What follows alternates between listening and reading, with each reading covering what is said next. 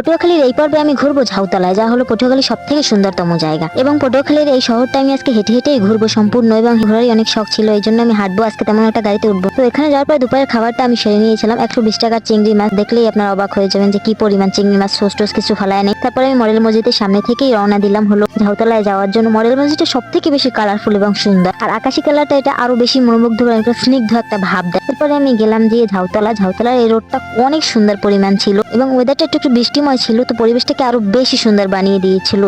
এটা মানুষকে ভারতের কাশ্মীরের সাথে তুলনা করা হয়। রাস্তাটা এত চমৎকার এবং কালারফুল, এখানে না গেলে হয়তো অনেক কিছুই মিস হয়ে যায়। এত কালারফুল, এত সুন্দর একটা জায়গা যা পটুয়াখালী শহরকে একটা নতুন অনন্য রূপ দেয়। রাজশাহীর আদলেই এই রাস্তাটা সম্ভবত করা হয়েছে, এবং আমি এখানে গিয়েছিলাম। এখানে যাওয়ার পর আমার বাড়ি আসতেই ইচ্ছে করছিল না, কারণ এত সুন্দর একটা পরিবেশ, এত সুন্দর একটা জায়গা। আমাদের কলাপাড়ায় এত সুন্দর একটা পরিবেশ থাকলে আমরা অনেক ভালো ভালো ছবি তোলার সুযোগ পেতাম, কিন্তু আফসোস এত সুন্দর জায়গা আমাদের কলাপাড়ার ভিতরে নাই। কিন্তু আমাদের কলাপাড়ার ভিতরে আছে হেলিপ্যাড, 4 লাইন, পায়রা তাপবিদ্যুৎ কেন্দ্র, এসব জায়গা খুবই চমৎকার জায়গা, এবং এসব জায়গার পরিবেশ খুবই সুন্দর। কিন্তু আমাদের কলাপাড়ায় এরকম একটা জায়গা যদি থাকতো তাহলে আমাদের আরো বেশি সুবিধা হতো। এখানে অনেক মানুষ ঘোরার জন্য আসে। তারপর আমি এখানে একটু দাঁড়ালাম ছবি টবি তোলার জন্য, এই জায়গাটা আরো বেশি সুন্দর। তো যদিও মেঘলা এবং বৃষ্টি বৃষ্টি ভাব ছিল, এই জন্য আমি একটা সাইডে দাঁড়ালাম। আজকে মুষলধারে বৃষ্টি ছিল, এই বৃষ্টি আবার এই খরা, এই বৃষ্টি এই খরা। তো আমাদের সামনেই একটা বাইক অ্যাক্সিডেন্ট হয় এবং ওই লোকটা পড়ে যায়।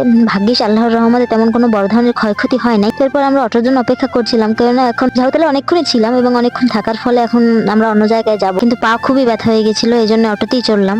ঝাউতলার কথা না বললেই নয়, এরপর আমরা গিয়েছিলাম হলো দধি খেতে, দধি খাওয়ার জন্য। তো দধি আমি ট্রাই করেছিলাম 50 টাকা এবং 60 টাকারটা। তো দধিটা তেমন একটা ভালো লাগেনি, অত টেস্ট চিনি মাখিয়ে তারপর খেলাম। তারপর একটা ঠান্ডা টেস্ট করলাম, কারণ দুপুর ছিল, গরম ছিল অতিরিক্ত, কখনো বৃষ্টি কখনো মেঘলা। এরপর নানা ধরনের স্থাপনা, হাসপাতাল, সরকারি দপ্তরগুলো দেখতে দেখতে তারপরে পটুয়াখালী সড়ক ঘুরলাম।